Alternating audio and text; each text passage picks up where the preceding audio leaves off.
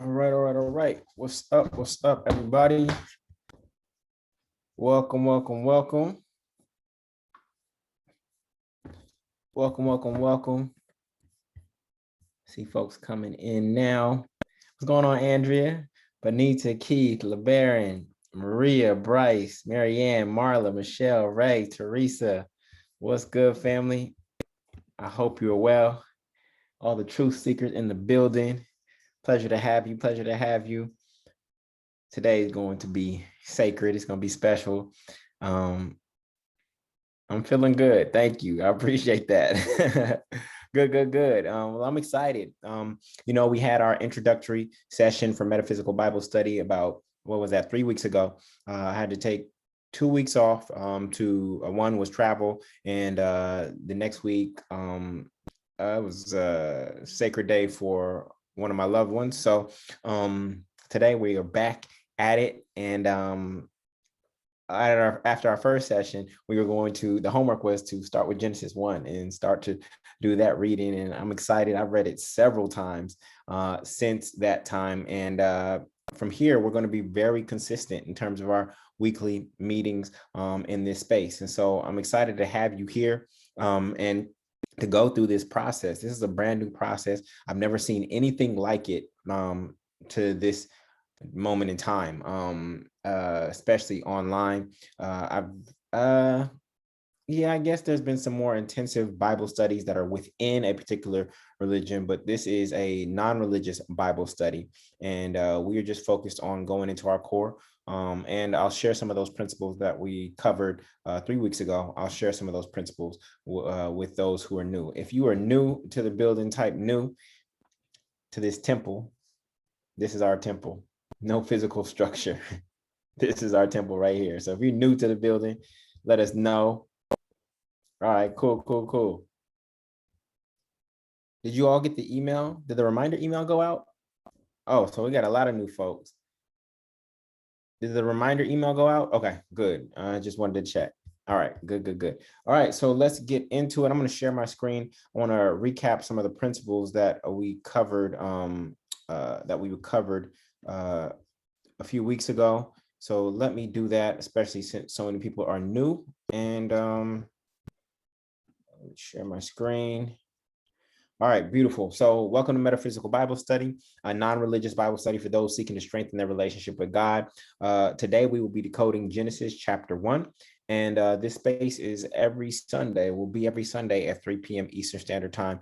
And the URL is jointruthseekers.com. All right. So I covered a lot of this a few weeks ago. So for those of you who are new, I'm going to speed through this quickly so that we can actually get to the core of what we're here to do, which is to seek. And so, but it's really important to cultivate the space, and that's exactly what God does in Genesis chapter 1. God creates environment right before it actually goes into who's going to work that environment, sustain that environment, and what that environment is going to be used for. So we want to make sure that the culture of this space remains pure. This is all love offering for me. I don't get anything from this except for being able to share this experience and journey with you. I don't have any ulterior motive or agenda. There's no offering plate coming at the end. I'm not asking for a building fund donation or anything like that. This is just us collectively going on a journey. I make my coin or my money elsewhere. And so this is just really just another side of me that some of you may not have seen before. And this is just what I love to do. I'm a bibliophile. I love the Bible and all the lessons that it has to offer. And I've been able to see some things in there that actually challenge some of the things that we learned in traditional religion. And I just want to take as many truth seekers on a journey as possible. Okay. So God has sent you a text, not this kind of text message, but the actual Bible. And this book is heavily coded with a lot of hidden meanings. And that's what we're going to be exploring and uncovering together through this process. But before we go forward, we like to start with meditation. And the purpose of meditation is to clear our minds. It is to connect with our source in the same way that we plug our phone into the wall to give it power. I want each of you not to plug into me. I want you to plug into your source, whatever you call that. And so I just want to create about a 30 to 60-second space for us to do that. You can do it however you want. Here, there's no dogma, there's no doctrine in this particular space. Typically, the reason we go back to the breath is because we realize that something is breathing through us. Our breath is the only thing that we cannot control unless we commit suicide. We cannot stop our breath unless we commit suicide. So what that leads me to believe is that there's something that's actually breathing through us. And whatever that thing is, I want to connect with it. LeBaron says, I'm frozen. Can everybody else hear me and see me okay? Okay, cool. All right, so what we want to do is we just want to go through 5 deep breaths. And here we are very particular with our language. And you'll see as we read this text, we'll be very particular with language. And so we in heaven, so we bring heaven within, and then we exhale, we release carbon monoxide, which we no longer need once we've acquired the oxygen. Okay, so we'll start now.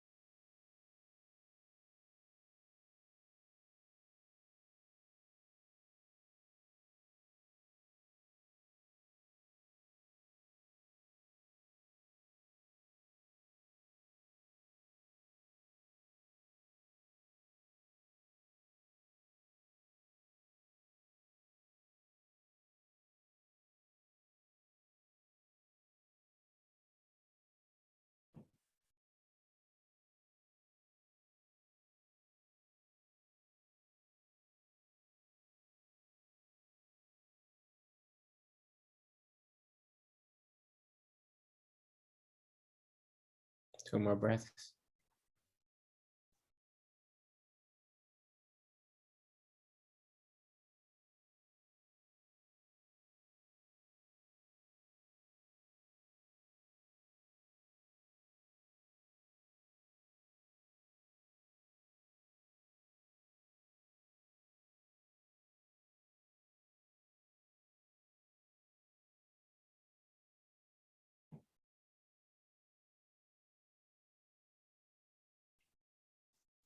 All right. So this is the purpose of that is to clear our minds and just reconnect. And as we read this particular text, we just want to see with the eyes of our creator, again, however you call that, whatever you define that as. And so that is the importance of taking time out to connect and not go straight into teaching, okay? Or not even teaching, exploring and seeking, all right? So why did I start this space? The purpose of metaphysical Bible study is to help strengthen your relationship to your God, creator, or source without a middleman by seeking a deeper understanding of the Bible through disciplined study and discernment individually and collectively. Meta means above or beyond or of a higher order. And so we are looking at this text in particular from a higher level, from more of a God's eye view rather than a man's eye view. And this is what it means to go beyond the literal interpretations and meaning of the text. Now, in our introductory session, we went over the 4 ways to read the text. I'm not going to recap that now. You can find that video in our Facebook group. Literal is one way to read the text. We are going beyond that, and we are looking at the metaphors, the parables, the similes, and the personifications. We're looking at the names. We're looking at the hidden meanings that are actually hidden in actual plain sight in the text for a deeper understanding. All right. And so for those of you who are, if you are of a particular religious denomination, can you please put it in chat? If you are of a particular, if you're spiritual, if you're Christian, if you're Muslim, if you're Buddhist, if you are Seventh-day Adventist, go ahead and put it in the chat. Whatever you identify with, if it's none, if you're atheist, all of that is welcome here. All of that is welcome here. And that's what's unique about this particular space.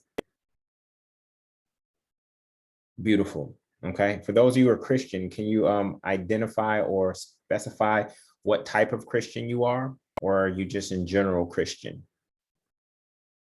Because I think there's over 3,000 denominations of Christian. Okay. Christian, non-denominational, Baptist. I grew up Baptist.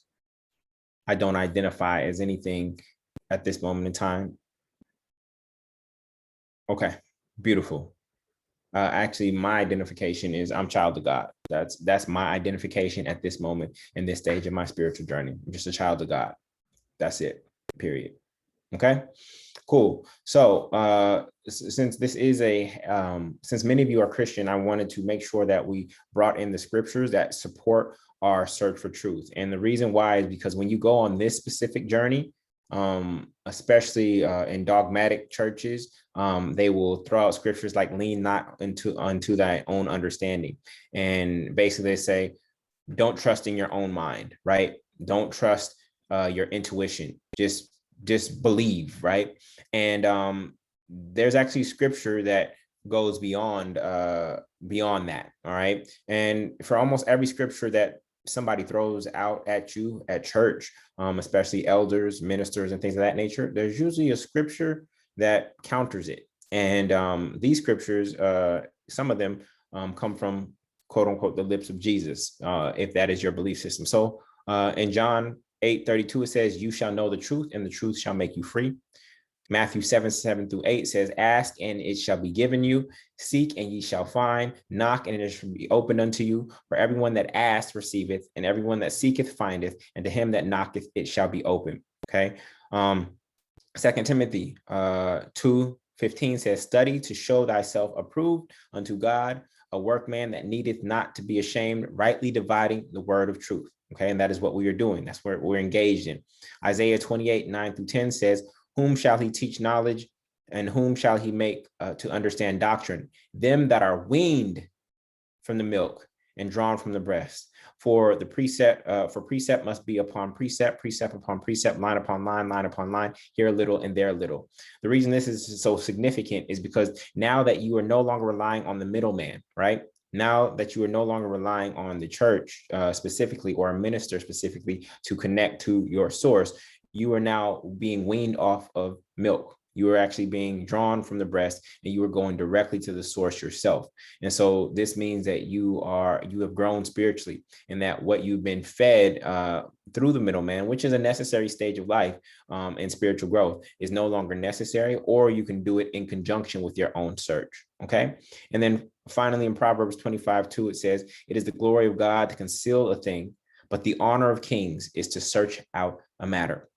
Okay, so we are kings and queens. We are also little gods, and we, for whatever reason, God has concealed certain secrets and truths that we get to seek out, and that's what I'm excited about doing.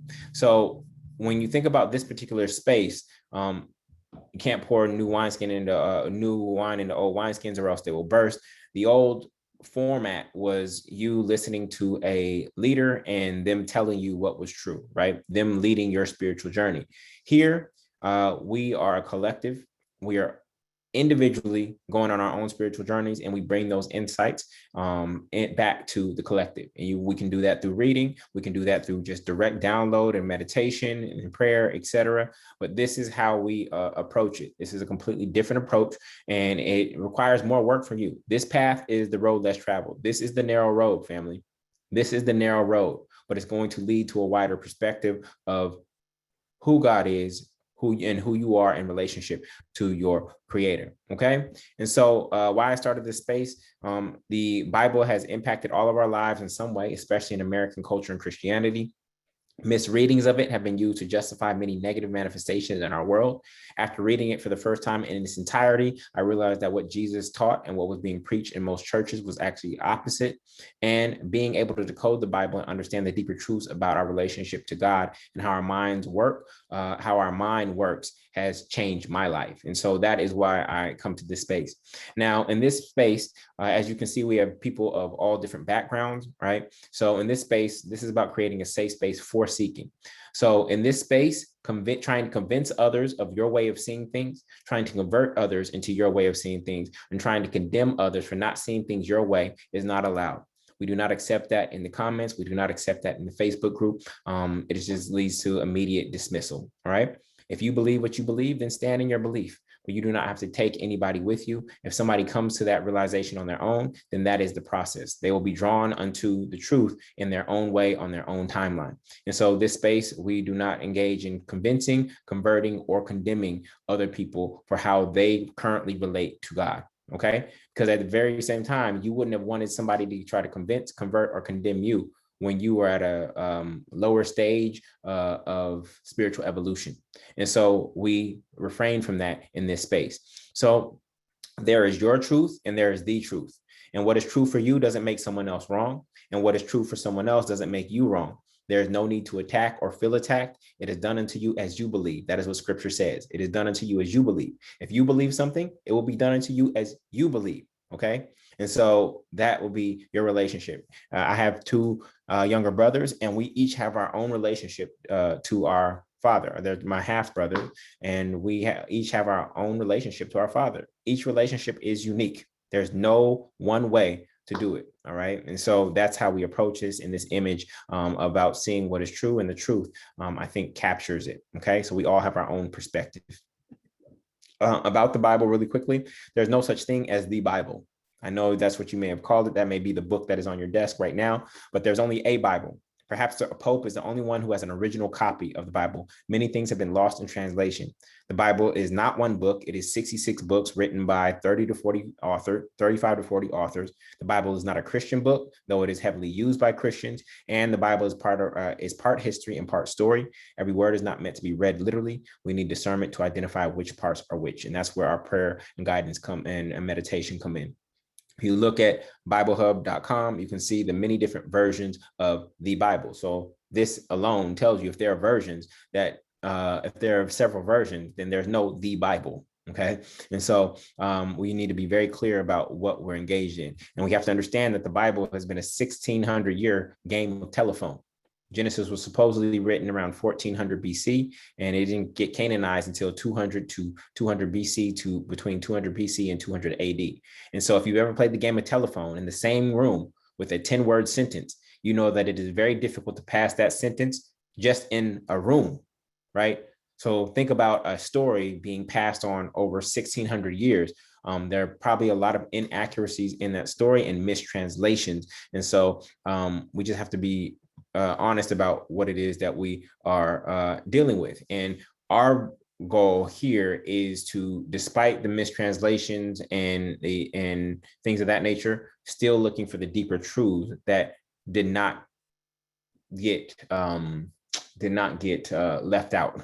That's what we are seeking to do. Okay. So about this Bible study, the one thing that we should never outsource is our spirituality to or through another man. There are sheep, those looking to be led by others, and there are seekers looking to lead themselves. Seeking, ye shall find. Seek ye first the kingdom of God. Don't be afraid to ask questions, even if asking makes others afraid or even you afraid. Okay. This is really critical. Do not be afraid to ask questions, even if asking questions it makes others afraid or you afraid. Sometimes many of you are here because you've had the very same questions that I've had, but you've been afraid to ask them. You've been afraid to ask them.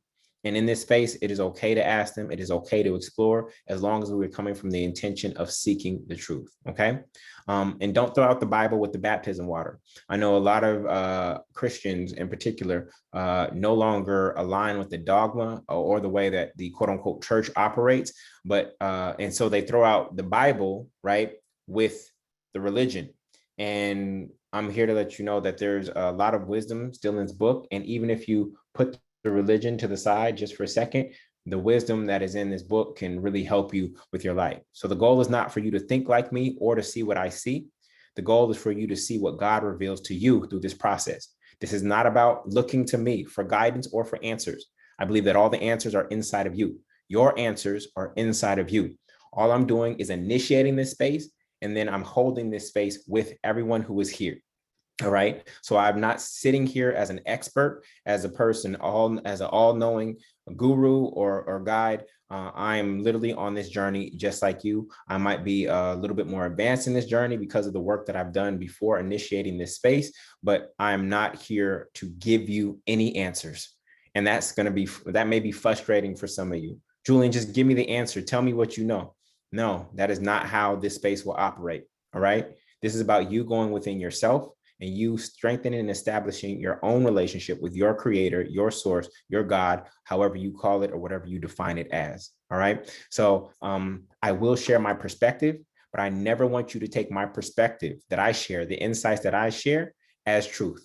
I want you to go within and see if it resonates with you. But most importantly, I want you to find your own truth. Right. That's it. Okay. This is about the process, and it's about your process, not my process. All right. It's about our process collectively. So to anchor everything in, I wrote this prayer for you. It's called the Truth Seeker's Prayer. And I believe it weaves in the scriptures that support our journey in doing this work. We are truth seekers. We seek the whole truth and nothing but the truth. We know that the truth shall set us free. We believe that when we seek, it shall be given to us. When we seek, we shall find. And when we knock, the door shall be open unto us. We know that as we sit in the temple of our minds, listening for your voice and asking questions, in that holy place, we shall find understanding and answers. For there is nothing covered that shall not be revealed, neither hid that shall not be known. We know that because the Bible is heavily coded in allegories, similes, and parables, many who think they are seeing see not, and hearing they hear not, neither do they understand, including those who call themselves your disciples. We know not to rely on the letter, but the spirit of the word, for the letter killeth, but the spirit giveth life. We are meant to study to show thyself approved unto God, rightly dividing the word of truth.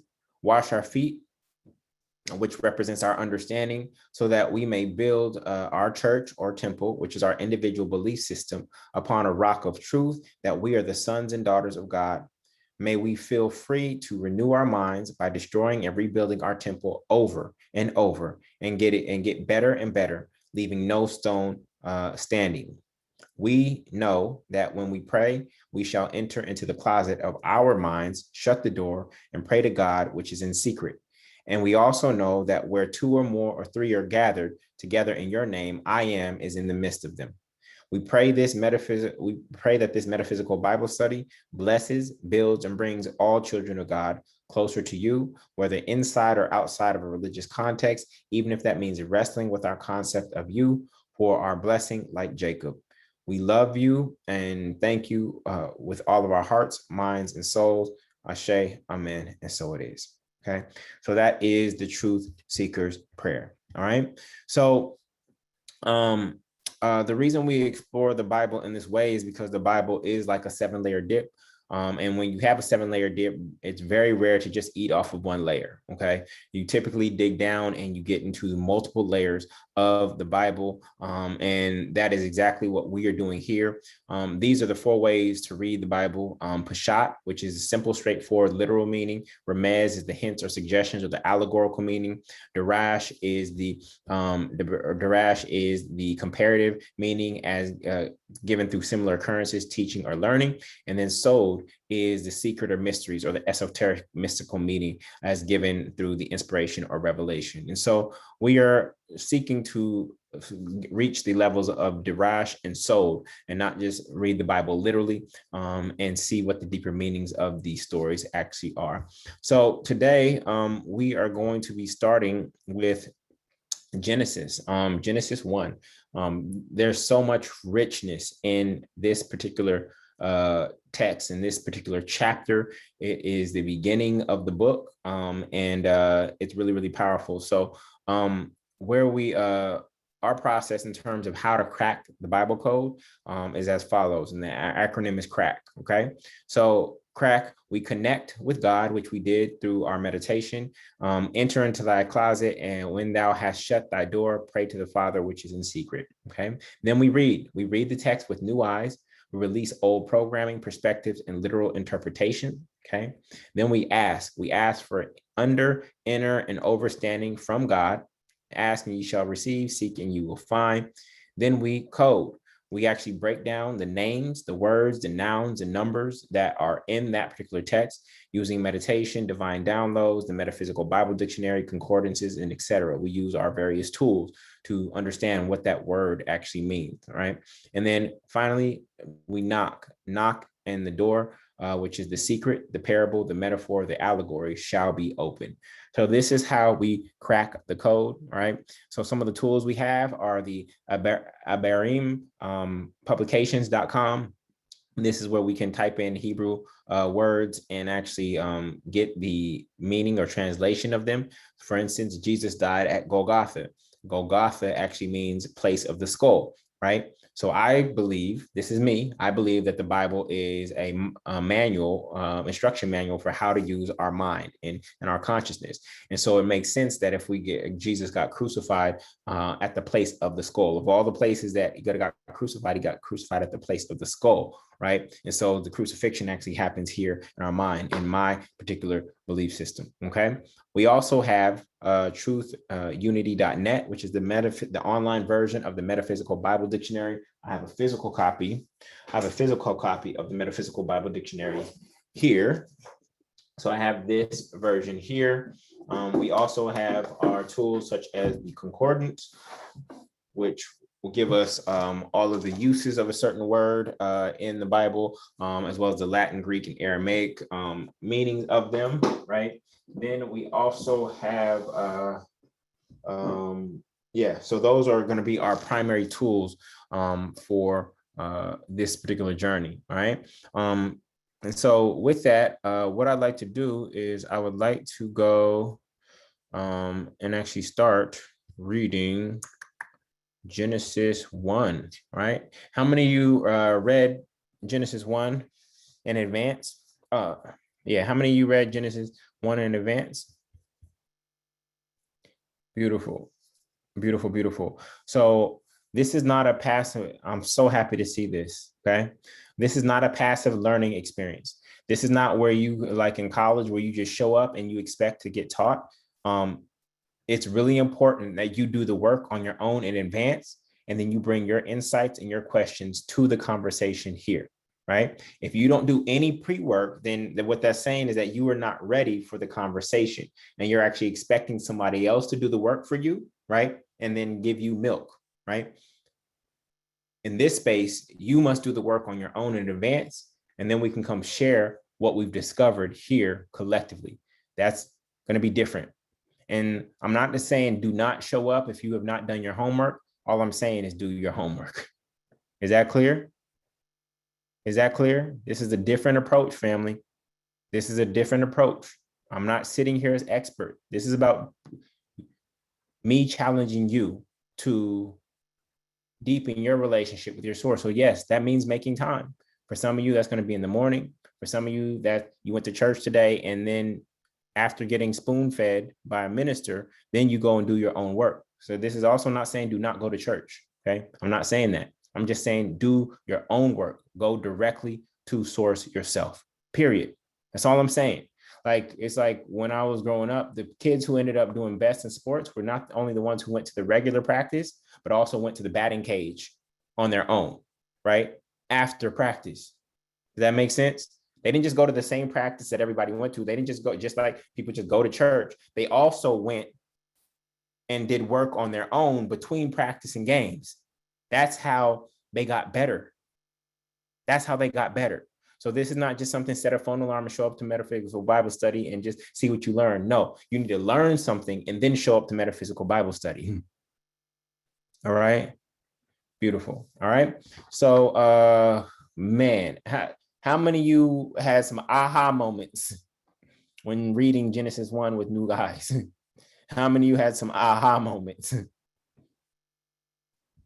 Oh my goodness, my notes in Genesis 1 are through the roof. And I use my iPad, family. I use my iPad. I use my iPad, okay? And there is the Remarkable Bible PDF. It's a PDF version of the King James Version, and it allows me to take notes in the margins. And so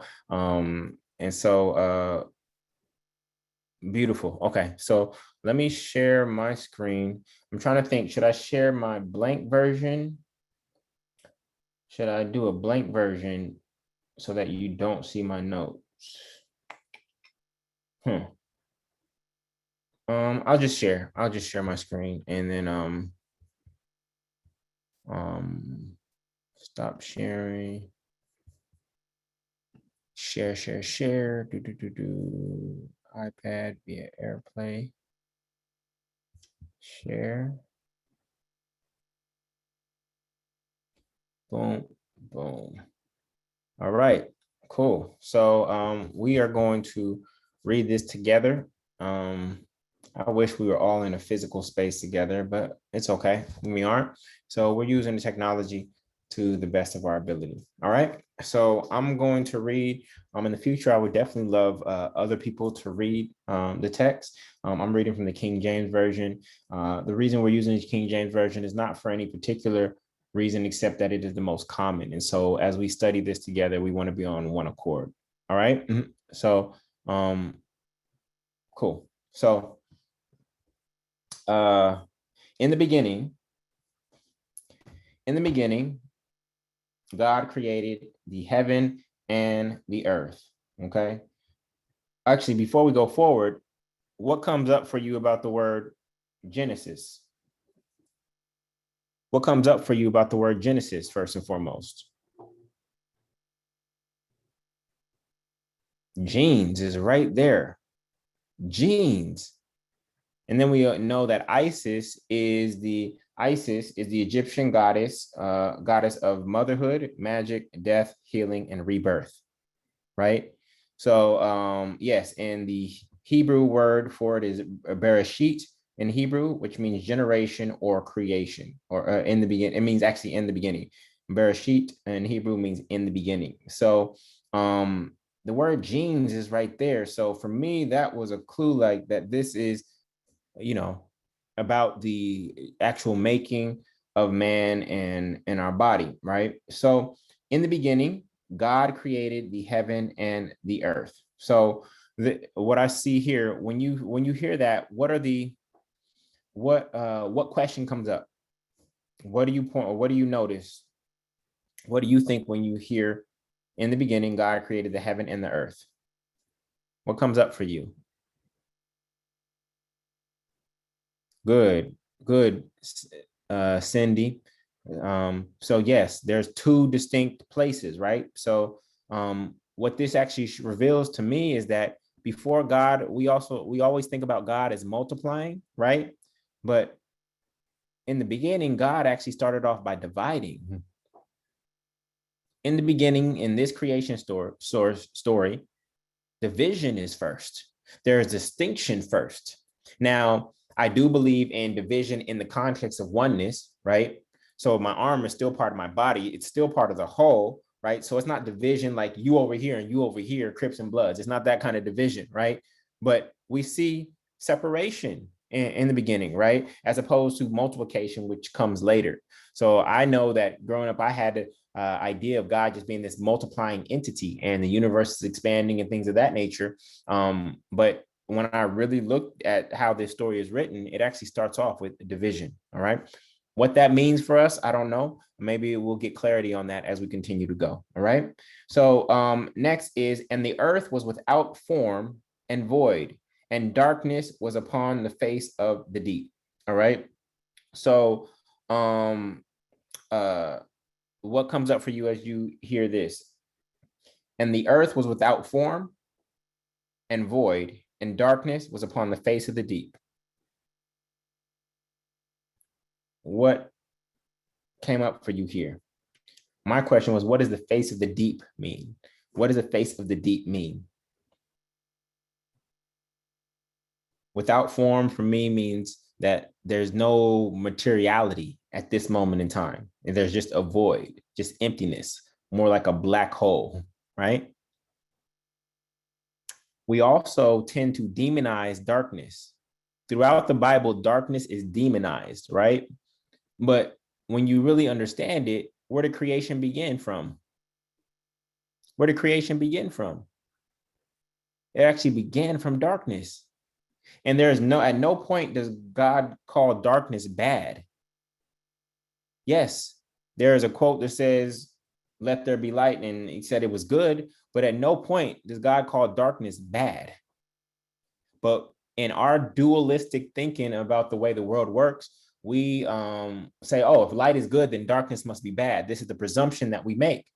But when you plant a seed in soil, where are you planting it? When you plant a seed in soil, where are you planting it? You're planting it in the dark. So this started to free me from this idea that light was good and darkness was bad, and started to allow me to release this dualistic thinking about the world. And for me, going forward a little bit, when Adam and Eve eat of the tree of knowledge and good and evil, the tree of knowledge of good and evil for me is not a physical tree, but it is the sweetness, the fruit is the sweetness of feeling like you know what is right and what's wrong.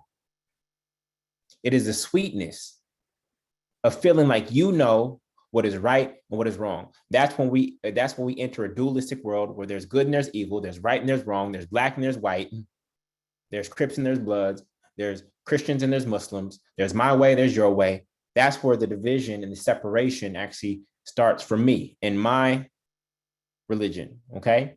And when I say my religion, I want you to all know that each of us has our own religion. I don't care what religion you actually subscribe to. Even if you're sitting in the pew next to somebody at the same church, you both have different belief systems about God. So your religion is actually your individual, unique belief system about God and your relationship to it. That is your religion, okay? That is your religion. Each one, there are 7 billion religions in this country. I mean, in this world. Each of us has our own religion. Your religion is just your combination and sequence of beliefs. Is that clear? Can we agree on that definition? I don't care how big your set is. You may feel, oh yeah, well, my church is 3,000 people. Well, guess what? All 3,000 people in that church don't believe the same thing about God. They may call themselves the same thing, but there are nuances in each of our individual relationships to our creator. All right, cool. So it looks like we collectively agree on that, and it's okay. And family, it's okay if you don't agree. I don't need you to agree with me. See, what's crazy is when other people need you to agree with them about God. I don't need anybody here to believe or agree with me. I'm comfortable in my relationship with my source. What's scary and what seems insecure is when other people need you to believe in God the way they believe in God. That's what's scary. Okay. And so I don't need you to believe. I have my own individual relationship to my creator. I have my own way of connecting with it. Right. So moving forward, and the Spirit of God moved upon the face of the waters. Okay. So we saw face of the deep, then we see face of the water. So is the deep and the water, are they being used synonymously? Do you think deep and water are being used synonymously? Because it looks like the same language pattern. Y'all see that? Face of the deep and face of the water.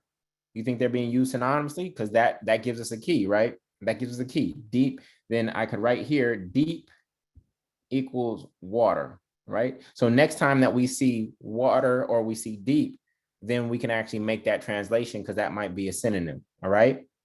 Now, and God said, so I underlined said because I want to look at the action verbs that God is taking in. And where's a child born, y'all? Because if we believe in the principle as above, so below, where's a child born? In what? A child is born in what, family? In water. the woman's water broke. So we are seeing something very similar. Yes, the deep, right? Good. So, and God said, let there be light, right? And there was light. Now, is this the same light that is reflecting on me right now, family? Is that light the same light that is reflecting on me right now?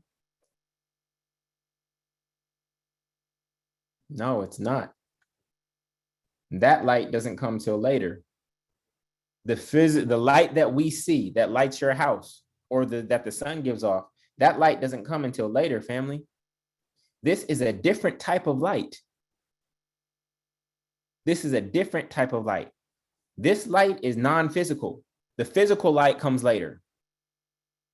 So when you get an aha moment, what do they call that? When you get an aha moment, what do they call that, y'all?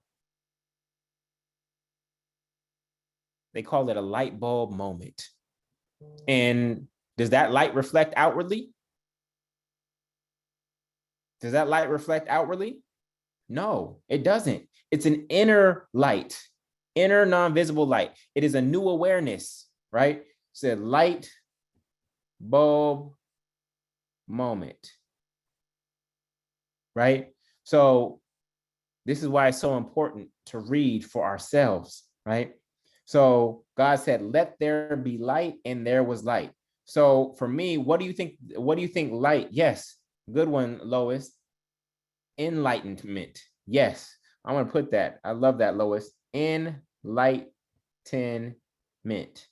Enlightenment is also a synonym for the word awareness. God became aware. God became conscious.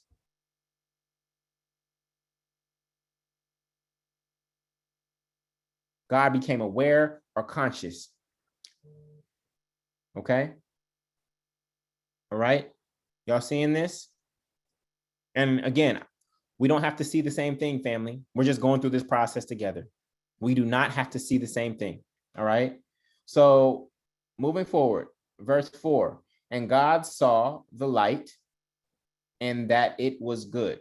God saw the light, that it was good. So first, the first verb is what? The first verb is what? What is the first thing God do? Because if we are little gods and we want to create like our mother, father God, right? Then what do we need to do? No, the first verb is said. The first verb is we speak. Our word shall never return void. That's the first word. It's speaking, it's saying. The next word is actually seeing what you spoke.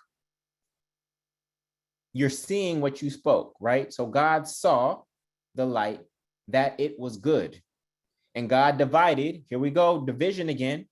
Here we see division again, the light from darkness. So first it was dividing the heaven and the earth. Now we're dividing light from darkness. Now, the reason I drew the yin yang over here is because just because there's a division doesn't make one right and one wrong. When you have a yin yang, it's the whole. The whole thing is the yin and yang, right? But there's darkness and there's light in the yin and yang. Yes, a good word, Chase. It's balance. So just because there's division in something or separation doesn't mean that the collective or the whole thing is separate. And that's what I think we've done in terms of our thinking, our dualistic thinking about life in the world. It's either right or it's wrong. It's either black or it's white. And I think that it may actually be affecting how we live, right? We also know in John 8:12, Jesus says, I am the light of the world. He also says that you are the light of the world, right? Are you lighting the world with physical light, family? Are you actually lighting the world with physical light? No, but there's a connection here, right? In that I am the light of the world and you are the light of the world. So this is that light. This is the non-physical light, okay? Then God saw the light, it was good. Now verse 5. And God called the light day, and the darkness he called night. Now, he is really important. You want to know why? Why is he so important? This is the first mention of God's quote unquote gender, right? This word has changed the trajectory of religion. How is God a he? Do you know why they use the word he? because there's no neuter in Hebrew. There's no neuter in Hebrew. There's no it or them in Hebrew. So what do you think what pronoun do you think the writer chose? What pronoun do you think the writer chose? The writer chose a pronoun that they were. They chose their own pronoun. The writer chose their own pronoun. Okay. Good point. Somebody said, why is he lowercase? Right? Why is he lowercase? That's a great question. Why isn't it he? If it's God, right? Why isn't it he? So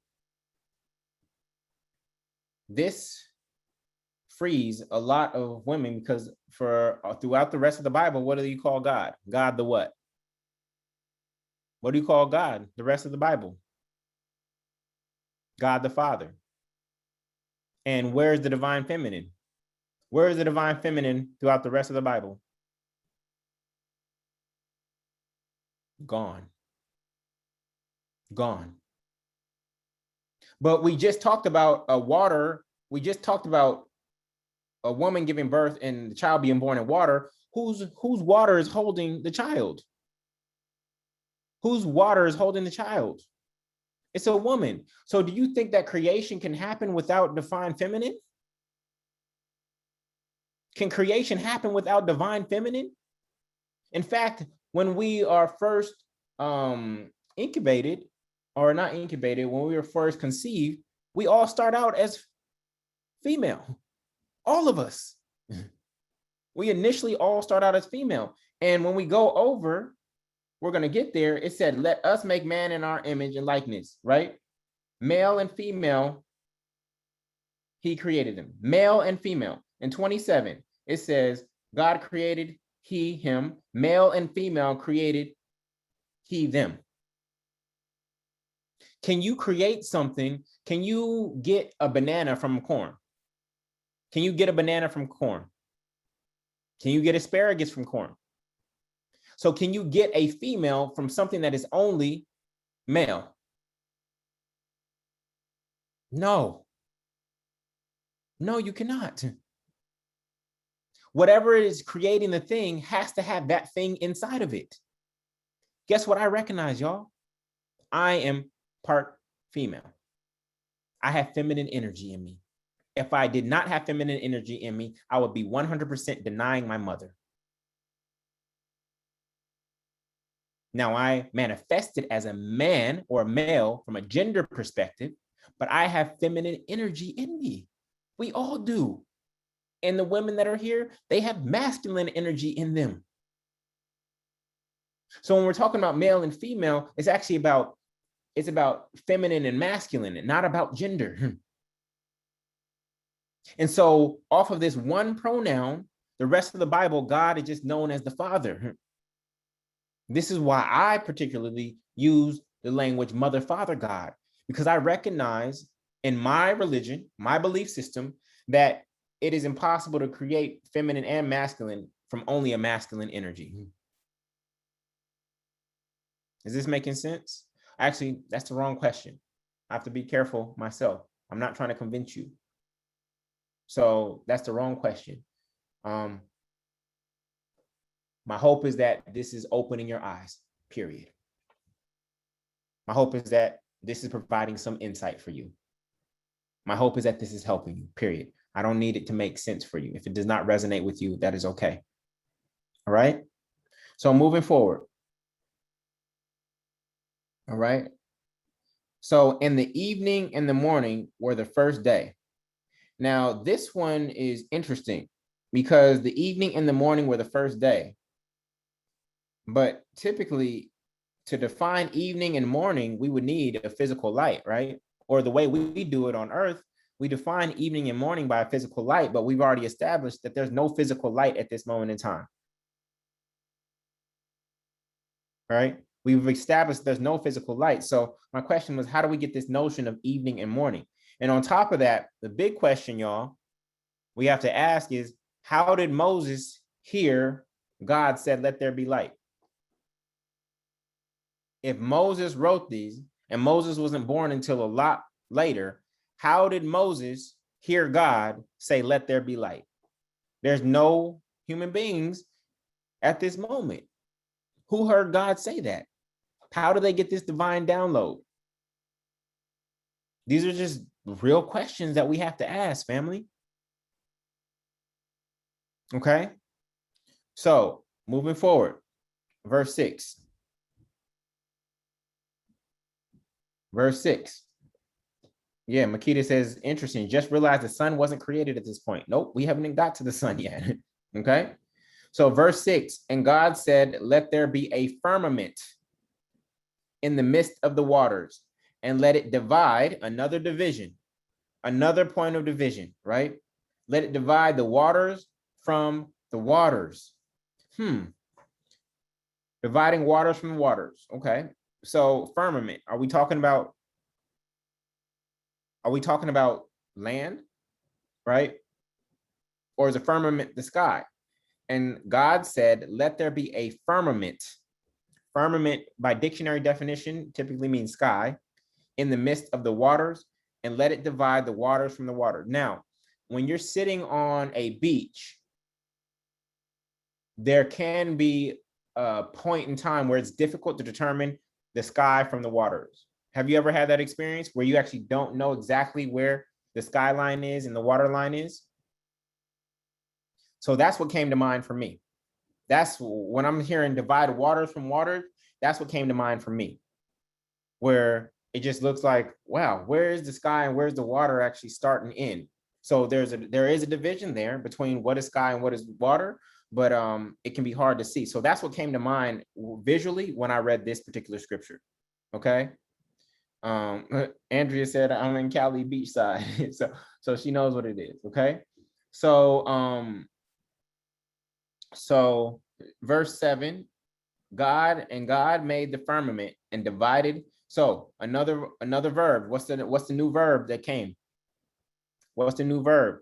So we have said, saw, and now we have made. Said, saw, made. Right? Just wanted to point that out. What it means for us, I don't know. But we have God saying things, seeing things, and then making things. Okay.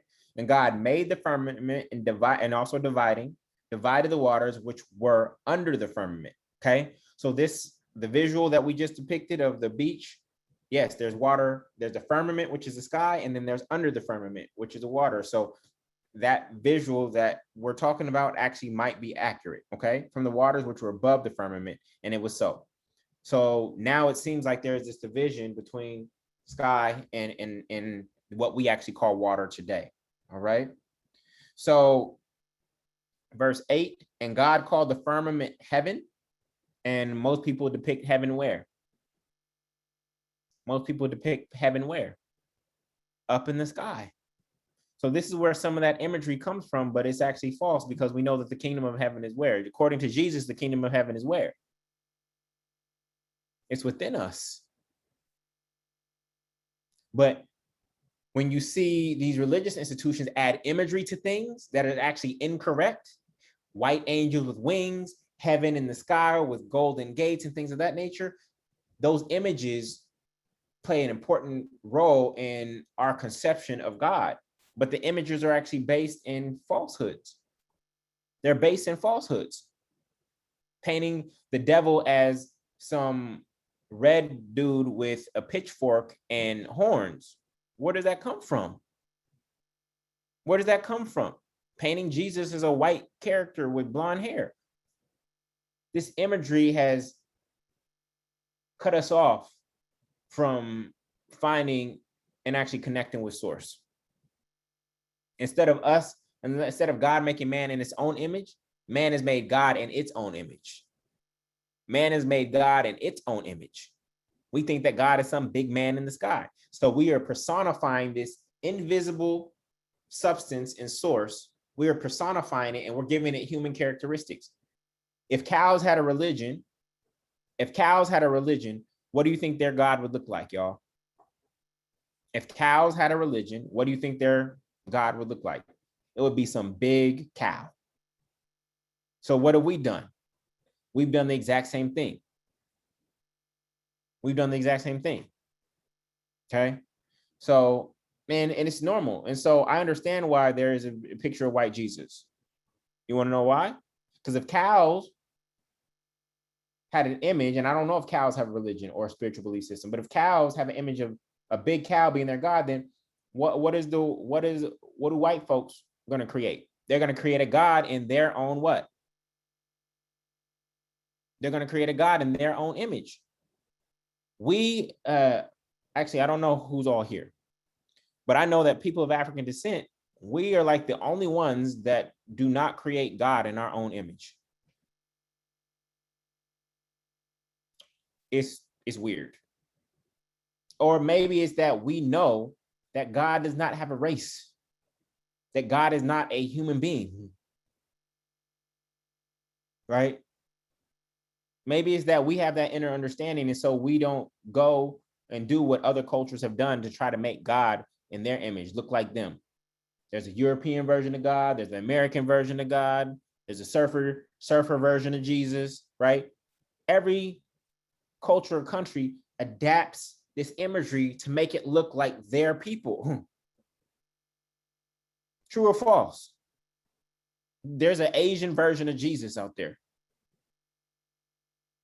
Okay, so this is something to be aware of. All right.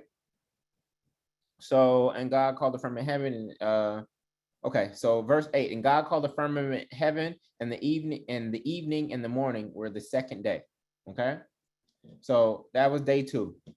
Y'all with me?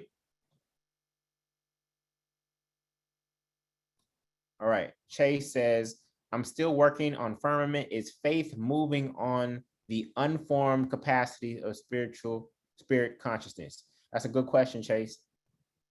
That's a good question. All right. Cool. Moving forward.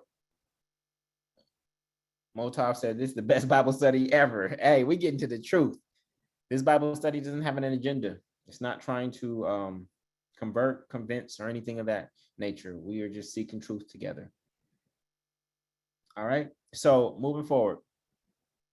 Verse 9, and God said, let the waters, okay, so there's the word said again, under the heaven be gathered together unto one place, and let the dry land appear, and it was so. Now, when you think about that, are there really oceans on earth? Are there really oceans on earth, y'all? Are there really oceans on earth?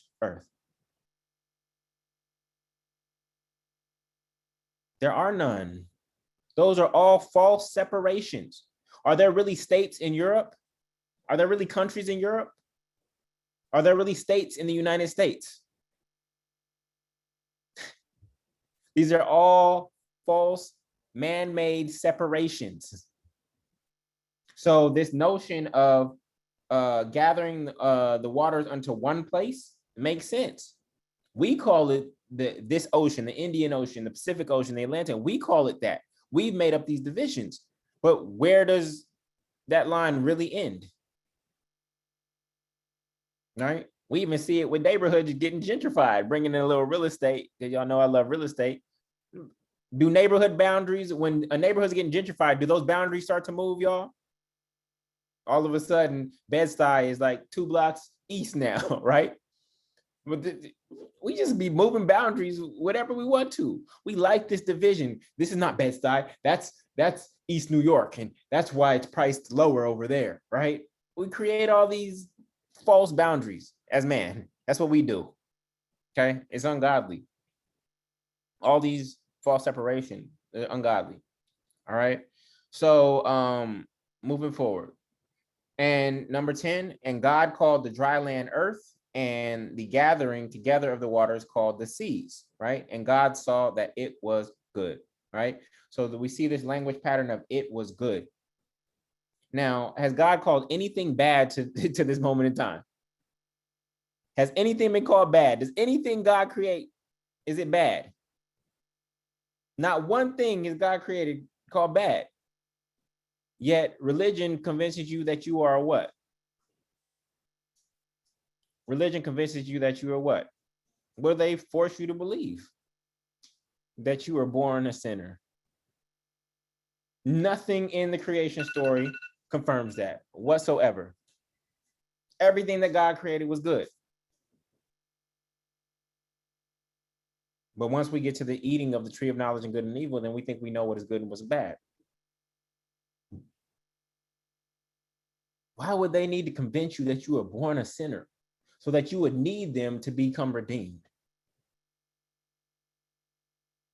There's no evidence that I'm seeing in this creation story thus far that says that anything that God created was bad. All right.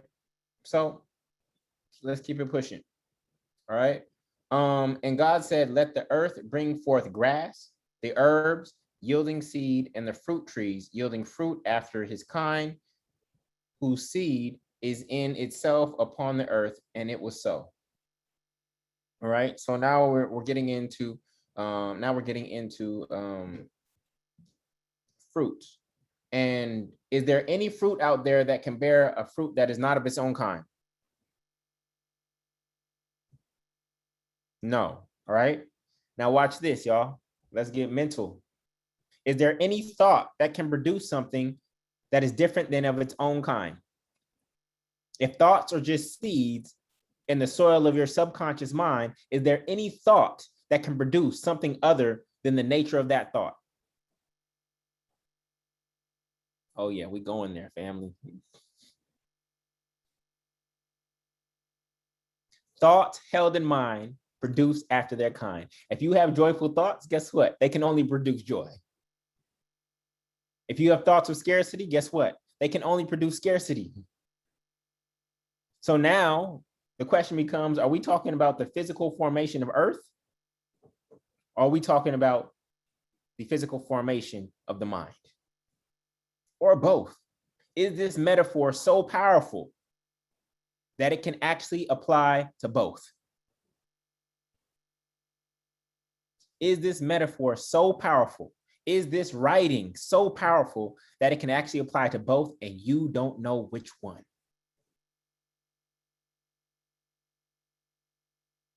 I told you 3 weeks ago when Bob Marley created the song We're Jamming. How many of you love the song We're Jamming?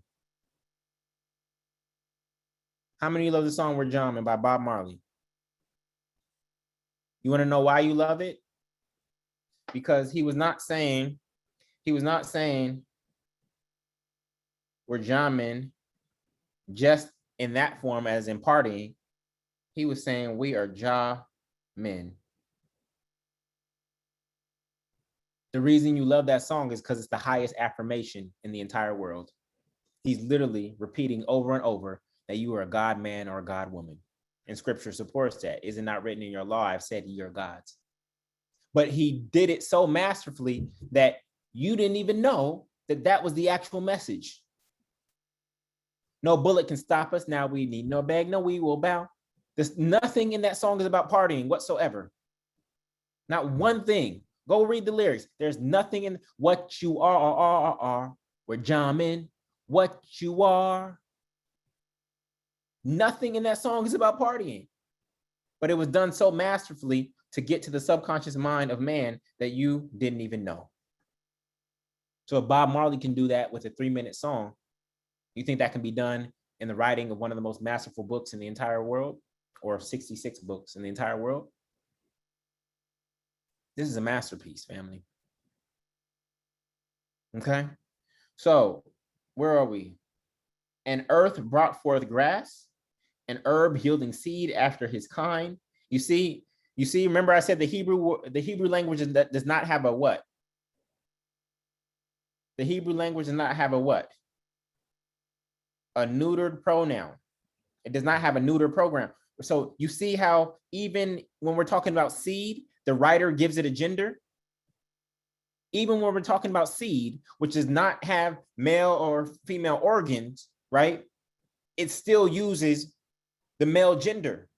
So when we go back up to where it first used he to describe God, you can see that they didn't have an alternative. The writer didn't have an alternative. It's even calling a seed a him.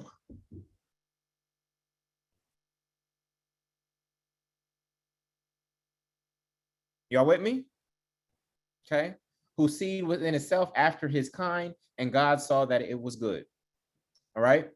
So this is why that's why they didn't allow women to be priests, and it's why they're burning women at the stake, and why they call God the Father, and all this stuff, why women have to do this at the church, and it's like all based on this dang pronoun that this writer chose to use, or didn't actually have a choice because their language didn't have an alternative. All right. So where are we? 13. And the evening and the morning were the third day. Now, again, we typically define evening and morning by the rising and the setting of the what? Of the sun. But guess what? We actually don't have a sun yet. There is no sun yet.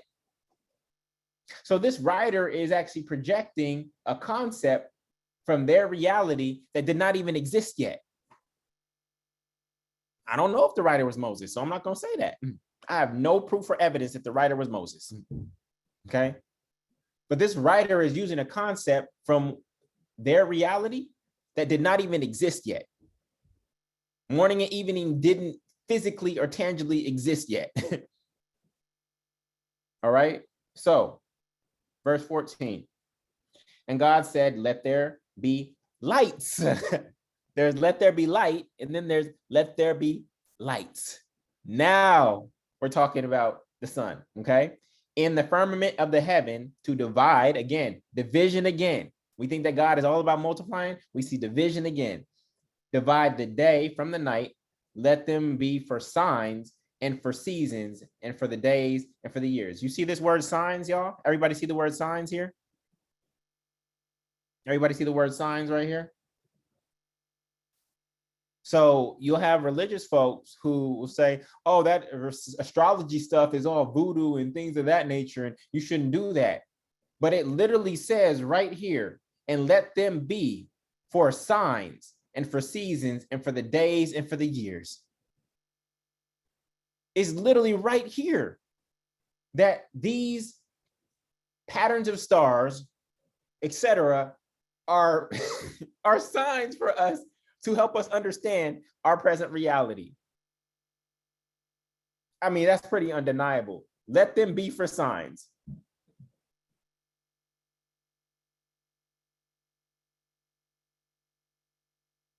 And when we want to talk about astrology, the fish is Pisces is in the Bible, and then in the New Testament, Jesus tells the disciples to go find a man with the what?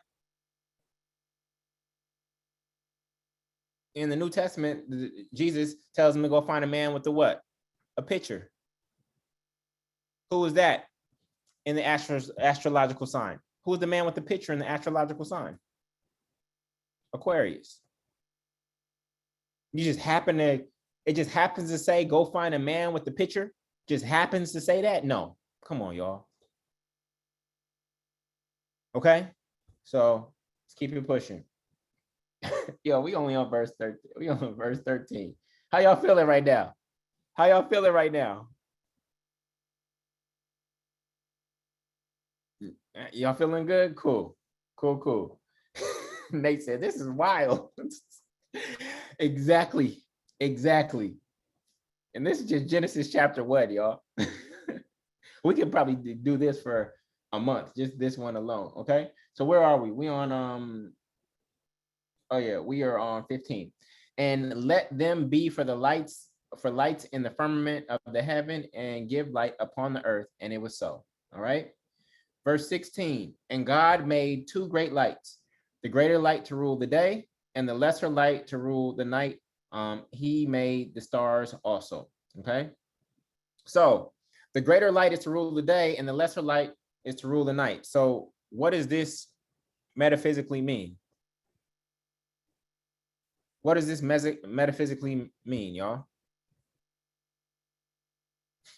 How do you know that righteousness is going to win, family? How do you know that righteousness is going to win?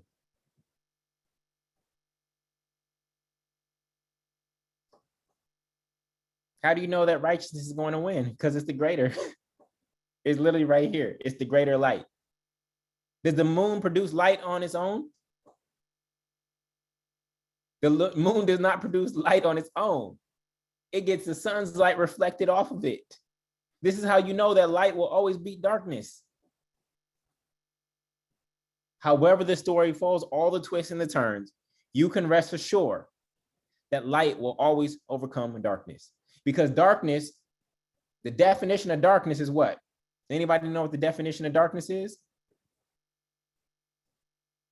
The definition of darkness is simply the absence of light.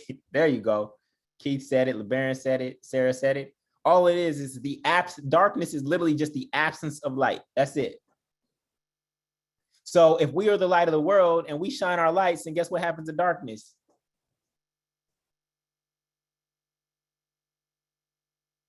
It fades. It goes away. It just becomes less. Now, again, darkness was the start of it all. So do we demonize darkness? Do we demonize darkness? Shoot, we need 8 hours of sleep. When we go to sleep, where do we go? We go into darkness. When we go into meditation, where do we go? When we go into our closet of prayer, where do we go? We go into darkness. This is not to demonize darkness. All right. But when we choose to shine our light, darkness or the negative aspect of darkness can never overcome us. Because there are aspects of darkness, like we should not be driving with our eyes closed, right? We should not be living in darkness. So there are negative aspects of darkness, but we don't judge darkness as negative or positive as a whole. Is there such thing as too much light? You ever been blinded by light? When somebody has their high beams on behind you, can light be negative? Yes, light can be negative. Okay, so what I'm learning from this is that this is not, it's about releasing judgment of these things that we've been taught to call right or wrong. Darkness is evil, it is bad. No, darkness is just darkness. There are negative and positive aspects of darkness. Light is just good, okay? No, light is light. And there are good aspects of light, and there are sometimes negative aspects of light. But light is just light. And it is good in and of itself. Darkness and light are both good. They are both good based on our perception, but they have negative and positive aspects if not used correctly. This entire experience is good, but there are negative aspects if not used correctly. A knife is good. It can cut bread, but if not used correctly, it can actually kill people. So is a knife good or bad, y'all? Is a knife good or bad? No. So this is teaching me to release judgment of all things. Release judgment. It is neither good nor bad. It just is. When used improperly, it has negative manifestations. When used correctly, it has positive manifestations. But there's no judgment of it. Okay? Cool. You release judgment, you're going to release a lot of stress from your life. Okay? So, where are we? He made the stars also. 17. And God set them in the firmament of the heaven to give light upon the earth. Okay? So those are the stars and the moon and the sun in the sky. 18. And to rule over the day and over the night, and to divide the light from the darkness. And God saw that it was good. Okay? 19. And the evening and the morning were the fourth day. Okay? 20. And God said, let the waters bring forth abundantly the moving creatures that hath life, and fowl that may fly above the earth in the open firmament of the heaven. So according to this, and we would have to verify this, this is saying that all life actually came from where? Well, actually, it says waters plural. So it looks like all life is coming from the actual water. I don't know if biology supports that. Does biology support that? If I remember correctly, it does. That all life started in waters, then formed legs, then got onto the land. I'm not sure though. Okay. So this is something that you can, in order to strengthen your study, you could go research. What does biology say about how life came to be? This amoeba, I remember amoebas. Where were those amoebas? Were those amoebas on land? No, those amoebas were in the water. Then they morphed. Then they got legs. Then they got heads. Then they got brains. Then they got eyes. And they got paws or fingers. And okay, so moving forward. And God created great whales. So where do you know of a whale in the Bible? This is a trick question. Where do you know of a whale in the Bible?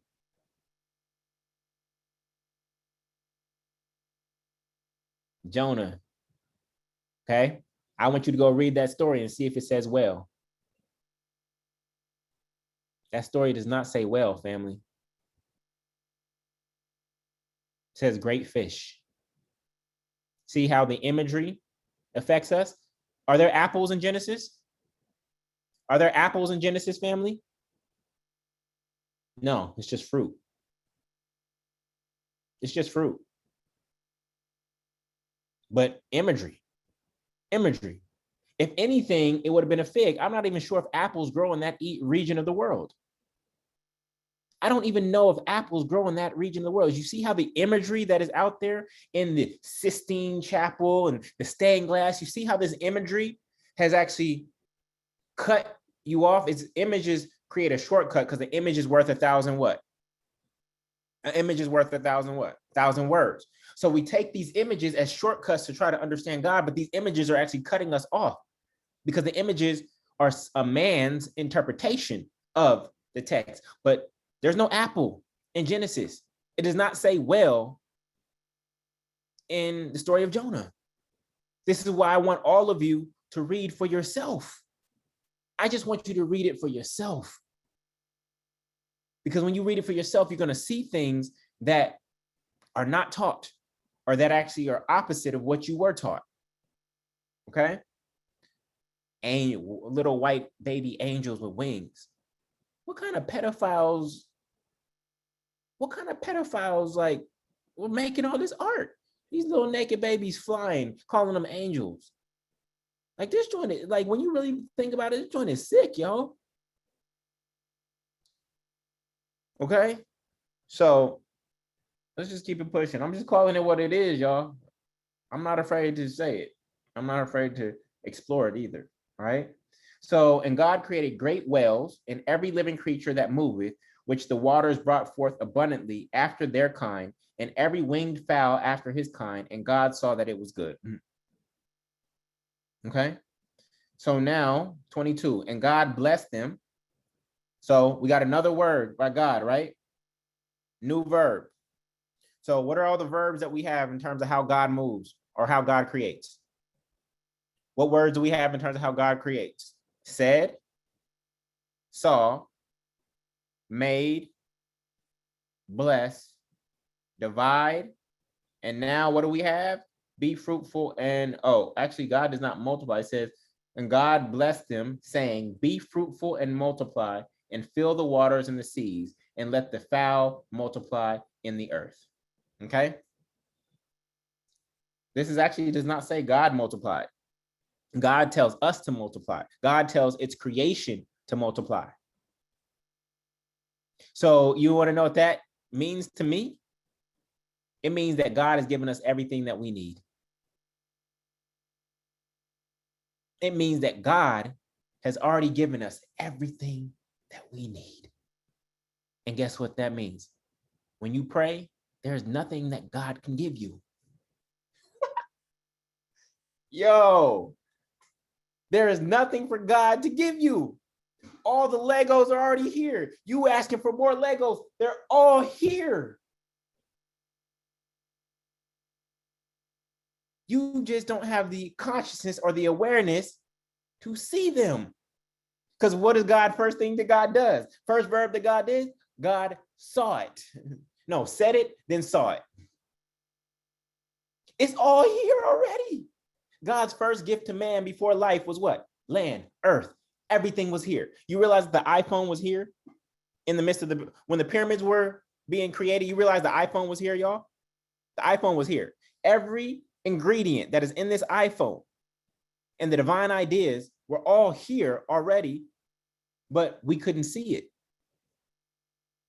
The metals that are in here, all the raw materials that are in here, they existed already at the time of the pyramids, but we didn't have the eyes to call it something and to see it. Therefore, we weren't able to experience it at that moment in time. Crazy, crazy. So God, what that shows me is that God does not multiply. God didn't multiply. Even in the parable of the talents in the New Testament, it was the servants that were supposed to multiply the talents. God does not do the multiplication. God provides the initial resource, but it is actually up to us to be the multipliers.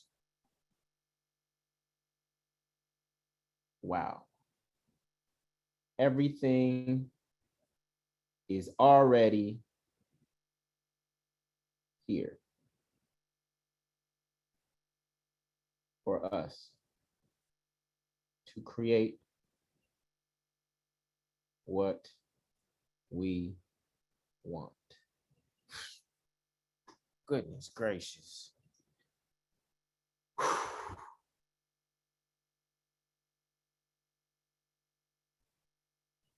All right.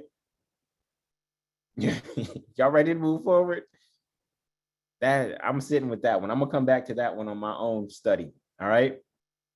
So 22, God blesses them, saying, be fruitful and multiply, fill the waters and the seas, and let the fowls multiply the earth. 23, and the evening and the morning were the fifth day. All right. I need to add that God, because most people's prayers are asking God for something.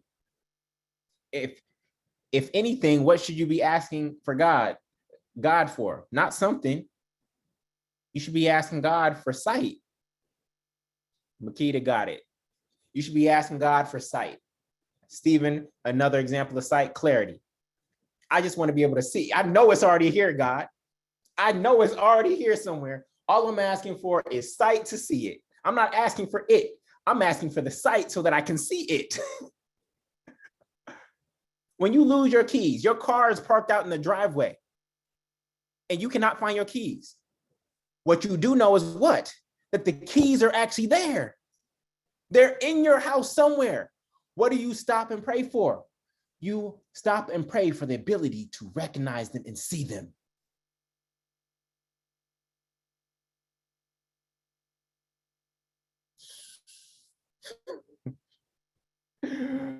Oh, goodness.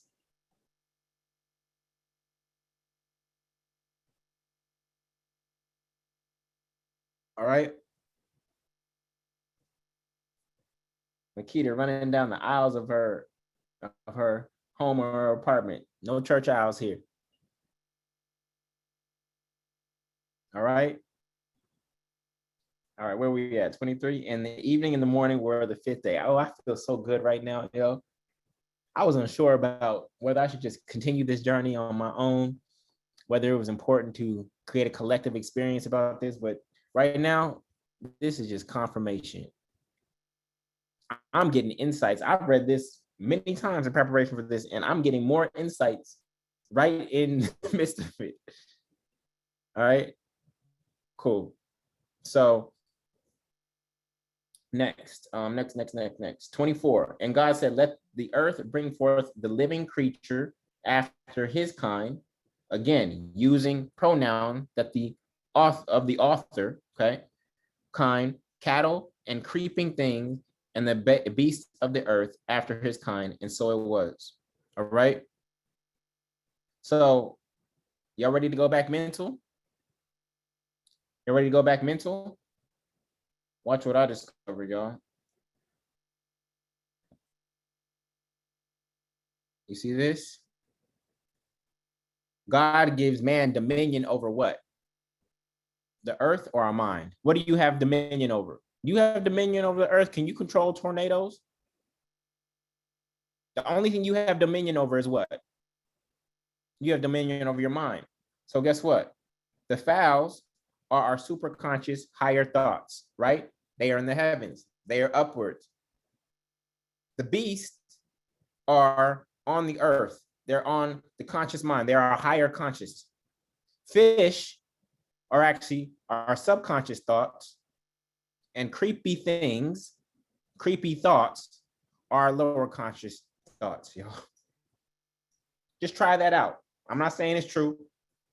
That's in my religion. That's in my belief system. But I just want you to try that out. The fowls, because think about it, the fowls are up here. These are our higher level thoughts. Then we have the beasts that are on the conscious level. Those are higher consciousness. Then we have the fish, which are the subconscious, below the surface. You can't see them, right? And then we have the creepy things, which are our creepy thoughts. We all got creepy thoughts. You might have had some today. Thoughts that you are not proud of, right? Suicidal thoughts, thoughts of harming someone, retaliation, anger. These are our creepy thoughts. Just try that on. I'm going to leave you with that. All right, I'm going to leave you with that. Moving forward. All right. So, where are we? 25. And it was good. All right, 26. 26. And God said, let us make man in our image. This is critical right here. After our likeness. Well, it says let what? It says let what? What's the word after let, y'all? What's the word after let? So us, does that mean an individual, or does it mean at least two people or two entities? Great question, Cindy. Who is us? Who is us? It didn't say let me, because all the others said let there be light. But for some reason now, this entity says I have to call in the other aspects of myself to make man. Let us make man in our image, after our likeness, and let them have dominion over the fish in the seas, over the fowls of the air. Remember the different levels of thought. The fish in the seas, which is the subconscious mind, the fowls of the air, which are the superconscious higher level thinking, over the cattle, which are the conscious thoughts, and over the earth, which is the conscious mind, and over all the creepy things that creepeth upon the earth. The creepy thoughts in our conscious mind. Y'all catch that? Let us. Let us. And so, yes, good question, Vonnie. What does our image mean? So we said that God is not some big human being in the sky, correct? We said God is not some big human being in the sky, correct? So I'm going to give y'all a gem. You try it on and you see if it fits you. If it does not resonate, then throw it away, okay? This is my perspective. LeBaron said it. See if this makes sense, family. Image and nation. Try this. And God said, let us make man in our imagination. How do we as human beings create, family? How do we as human beings create? Everything that you see in the room that is around you started where? It started where? It all started in your imagination, or somebody's imagination. This dry erase board, this light, this piece of clothing, this camera, this microphone, this bookshelf, these clothes, it all started in somebody's imagination. If that don't make sense, I don't know what does.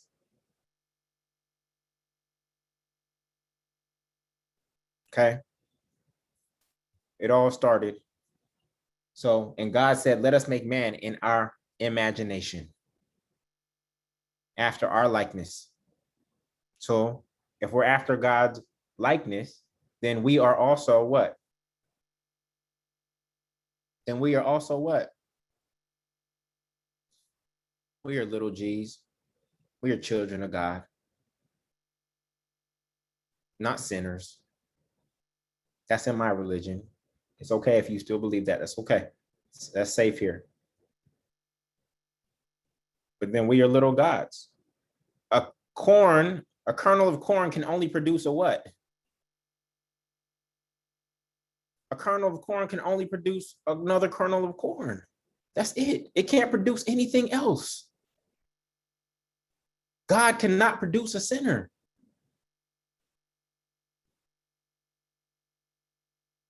Okay. So somebody said, let's go back to let us. So let us, what do you all think let us means? Who's us? So somebody said Jesus and God. Could be. Could be. I agree with I'm in alignment with Andrea. It's the male and the female. It's the male and not male and female. I don't want to genderize it. It is the masculine and the feminine coming together. The masculine or conscious mind produces and generates seed thought, right? Just think about how we procreate. The masculine mind produces seed thought and it plants that into the womb of the woman, which represents the subconscious mind or the fertile soil. You need both to create. So for me, the us, right? Not one entity, the us equals the masculine plus the feminine. Because guess what? When you're manifesting, you need thought. You need thought, which is the masculine, plus what, y'all? When you're manifesting, you need thought plus what? What's the feminine? You need thought plus emotion. You need thought plus emotion. The woman is emotion. The man is thought. So for me, that's what let us means. Us is the masculine and the feminine unifying to create. Okay. So moving forward, and here's how you know, look, so God created man in his, which should be its own image. In the image of God created he them, right? Male and female created he them. Right? So right there, you have male and female, or masculine and feminine, all right? So 28, and God blessed them, and God said unto them, would God bless a sinner? Would God bless a sinner? God's just gonna bless sinners? I created a sinner. Well, I guess at this time, somebody could argue, well, they hadn't eaten from the tree yet, so they're not sinners yet. So maybe, and that's okay if somebody believes that. They hadn't eaten of the tree yet. But even the inclination to eat from the tree must have been in them at the moment of creation. Otherwise, they wouldn't have done it.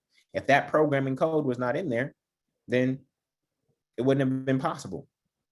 So just like I can't jump 10 feet high, that is not programmed into my DNA. The ability for me to jump 10 feet high is not programmed in my DNA. So it's just not a possibility. So the inclination or the ability to defy God must have been in the code if it occurred. Otherwise, who wrote that code? Who wrote that line of code? Who wrote that buggy code? You saying God messed up? Are we saying that God messed up? That God created somebody who had the capacity to sin and then got mad at the people for having that line of code in them? Just listen to that. God created man perfect, whole, and complete, but put this line of code in there and then got mad when man executed on that line of buggy code. if my daughter disobeys me because of something I taught her, I don't have any right to be mad at her. If I've taught my daughter to be, if I was a helicopter parent and I taught my daughter to always just be dependent on me, and then she does something wrong out of that dependence, I can't be mad at her if I'm the one who created her and taught her that. That's just my thoughts, okay? So moving forward. And God blessed them, and God said unto them, be fruitful and multiply. So again, does God multiply at this point, or does God multiply? Based on our awareness, does God multiply at this point? We have no evidence that God multiplies based on this text at this moment in time. The creation has the ability to multiply. God gives the creation everything that it needs to multiply, but based on what we've seen here, God does not multiply. That is our responsibility, okay? And replenish the earth. Now, when you hear this, what words jumps out to you, family? Be fruitful and multiply and replenish the earth. This word has huge implications. Nate got it. Replenish. What is the definition of replenish, y'all? What is the definition of replenish? Create, fill up? No. Re means what? Re means what? Repeat means what? Again. So either this is a mistranslation or what? Either this is a mistranslation or what? The earth was filled before.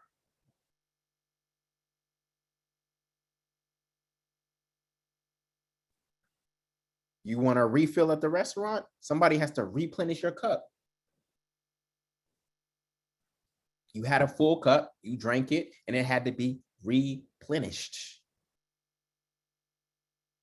What that means for our study, I don't know, but that's what it says. Okay, that's what it says. Especially for those who want to take the Bible literally, that's what it says. Okay, and then subdue it. Subdue means to overcome, bring under control. And for me, what did I say earth might represent? Earth might represent what? Earth might represent which form of mind? The conscious mind, right? So how many of you are struggling to subdue your conscious mind? All of us. If you've procrastinated in the past 7 days, it's because you had difficulty subduing your subconscious mind. If you have negative thoughts over the past 7 days, it's because you have difficulty subduing your conscious mind. Okay? And have dominion over the fish of the sea, which is our subconscious thoughts, and over the fowls of the air, which is our higher conscious thoughts, and over every living thing that moveth upon the earth. 29.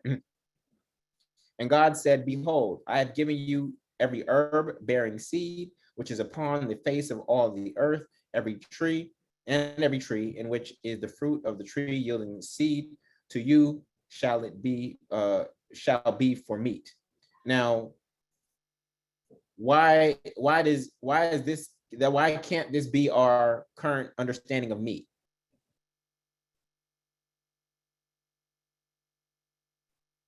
Why can't this be our current understanding of meat? Because right now we're talking about herbs and we're talking about trees and fruit-bearing trees. So fruit is not meat, okay? Fruit is not meat, right? So this use of the word meat has to be a little bit different. It could just be more food, okay? All right. And what do we call thought? When you have something to think on or to chew on, what do we call that? We call it food for thought. When you're chewing on something, you're thinking over something, we call it food for thought. So all these thoughts in the conscious mind, we don't control them. They are all over. Which thoughts end up manifesting in our lives? Which thoughts end up manifesting in our lives, family? The ones we give attention and energy to. And yes, the subconscious ones that are deeply programmed that we are unaware of. Is that clear? That's just something to think about.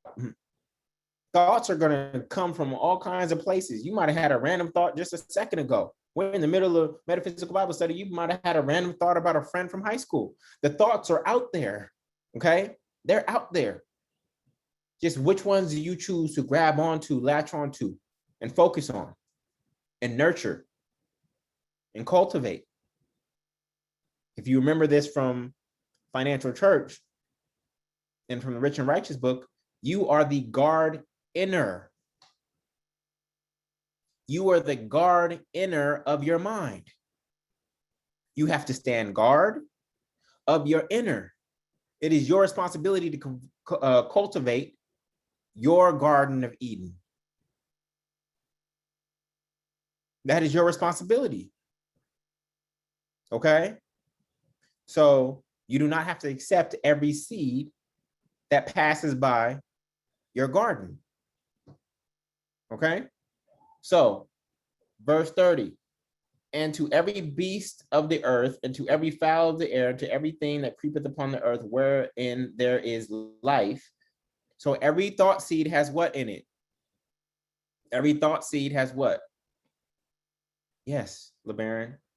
It has life or potentiality in it. Every thought seed has life or potentiality in it.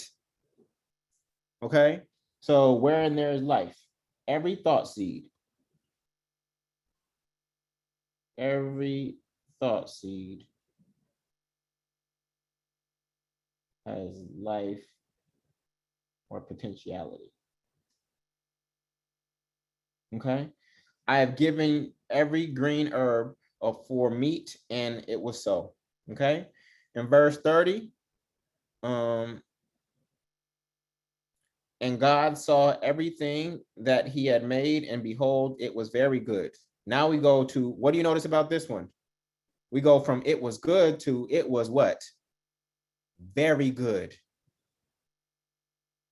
Here's how, in my belief system, in my religion, this is why I don't believe I'm a sinner. Because if you go look at a baby, you go find the youngest child in your family, and you try to call it a sinner 100 times, how many times are you going to be able to say that to that baby's face?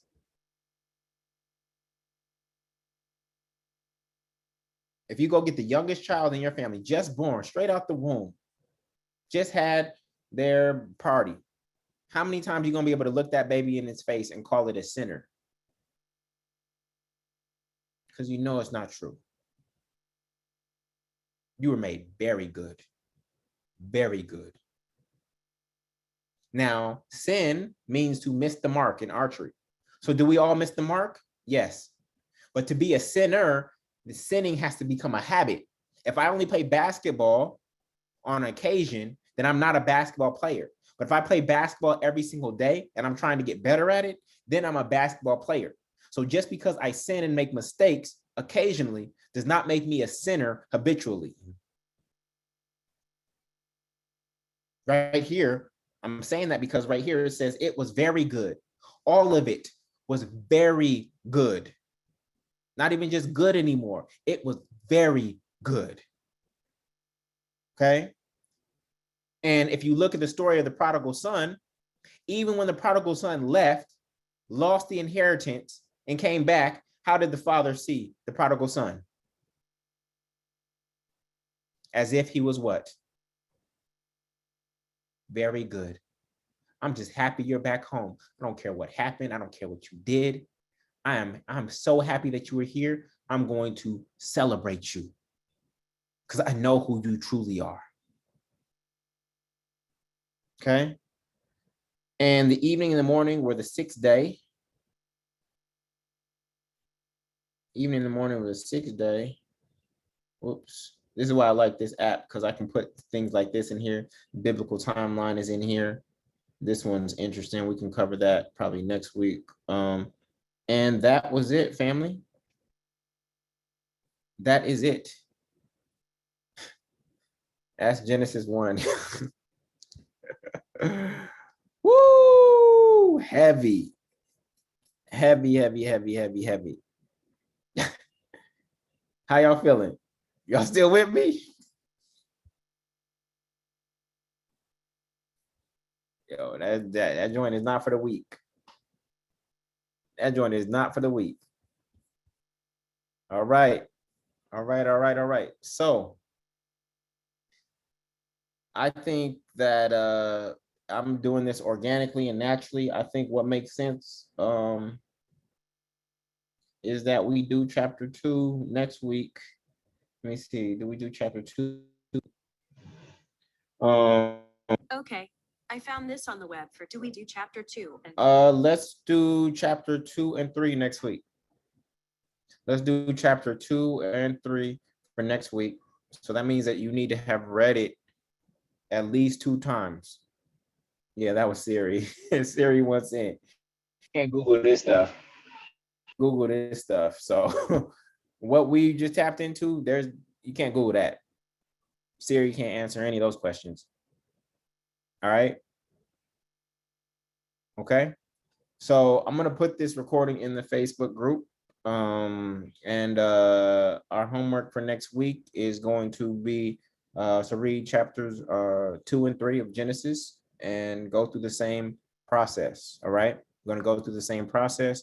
The your tools for success include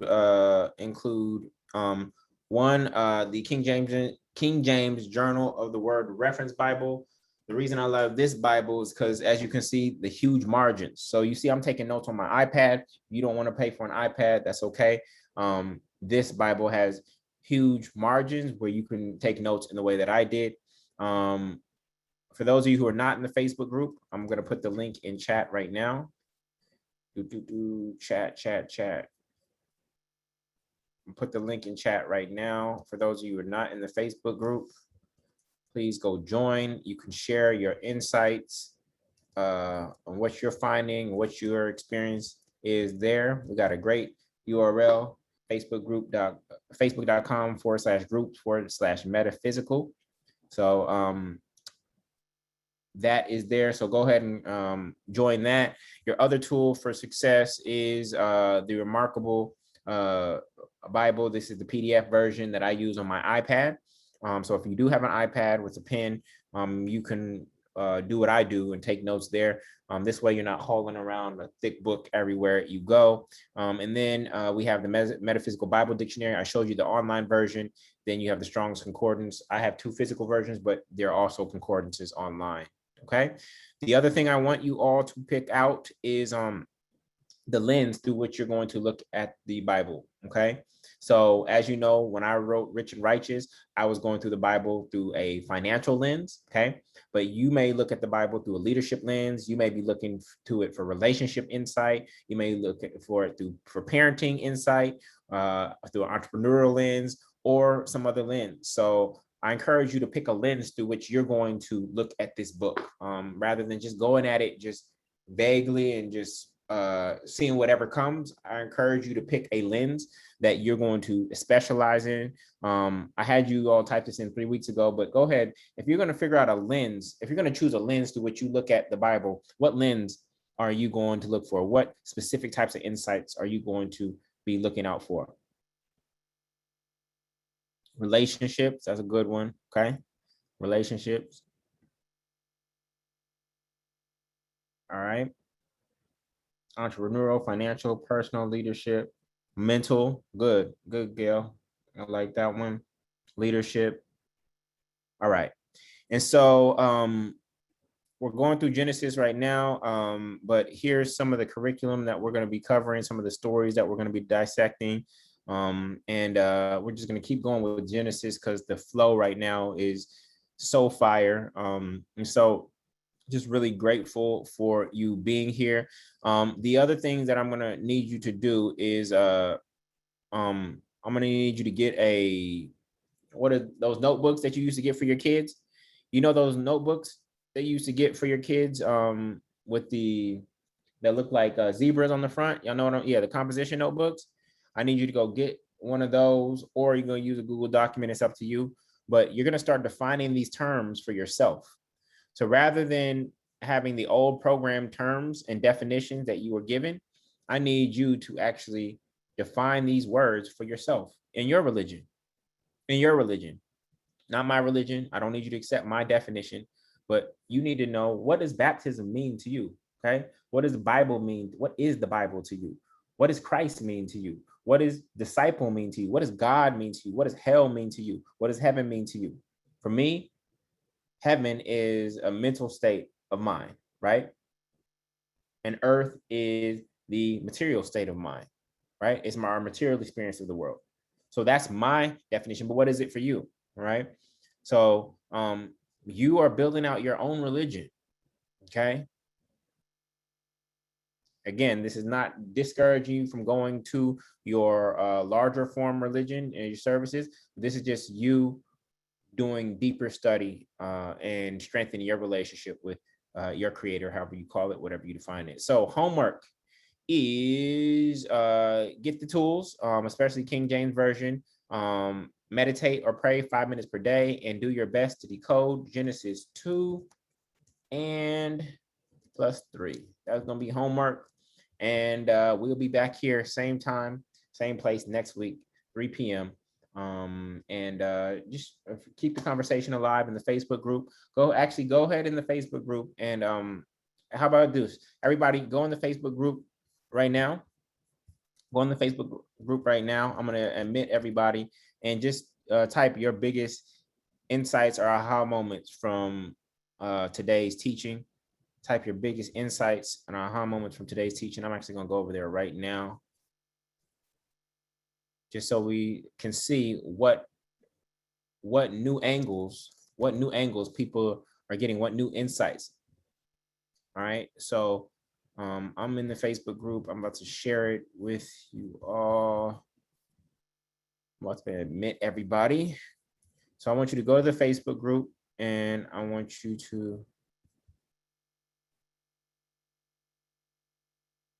All right. Go to the Facebook group, and I want you to type in what you learned today, the insights that you got from today. And what did somebody say?